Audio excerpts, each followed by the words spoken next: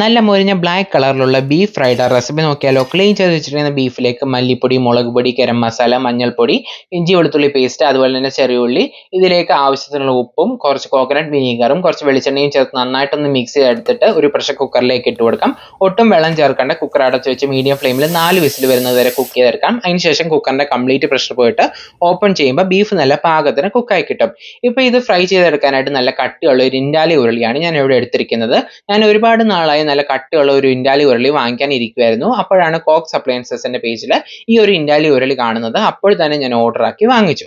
Offer പ്രൈസിൽ എനിക്ക് കിട്ടിയത് 1699 രൂപയ്ക്കാണ്. ഇതിന്റെ MRP റേറ്റ് വരുന്നത് 2999 ആണ്.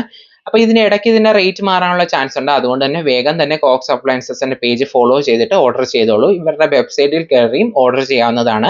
അല്ലെങ്കിൽ വാട്സ്ആപ്പ് നമ്പർ ഞാൻ ഇവിടെ കൊടുത്തിട്ടുണ്ട്, അതിൽ കൂടെ കോൺടാക്ട് ചെയ്ത് നമുക്ക് ഓർഡർ ചെയ്യാവുന്നതാണ്. നല്ല ക്വാളിറ്റിയുള്ള പ്രൊഡക്റ്റ് ആണ്. നല്ല വെയിറ്റ് ഉള്ളത് കൊണ്ട് തന്നെ ഒട്ടും അടുക്കി പിടിക്കുന്നില്ല.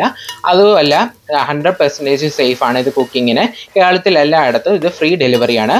വെളിച്ചെണ്ണ ചൂടായി വരുമ്പോൾ പെരിഞ്ചീരം ചേർത്ത് പൊട്ടിച്ച് അതിലേക്ക് ഇഞ്ചി വെളുത്തുള്ളി ചതച്ചതും കറിവേപ്പിലയും തേങ്ങാക്കൊത്തും ചേർത്ത് നന്നായിട്ടൊന്ന് മൂപ്പിച്ചെടുത്ത് ഇതിലേക്ക് നമുക്ക് സവോള ചേർത്ത് വഴറ്റിയെടുത്ത് ബീഫ് കുക്ക് ചെയ്തിട്ട് അതിൻ്റെ സ്റ്റോക്കോടുകൂടി ഒഴിച്ചു കൊടുത്തിട്ട് വെള്ളം വറ്റി വരുമ്പോൾ ഇതിലേക്ക് കുരുമുളക് പൊടിയും ഗരം മസാലയും ചേർത്ത് കൊടുക്കാം.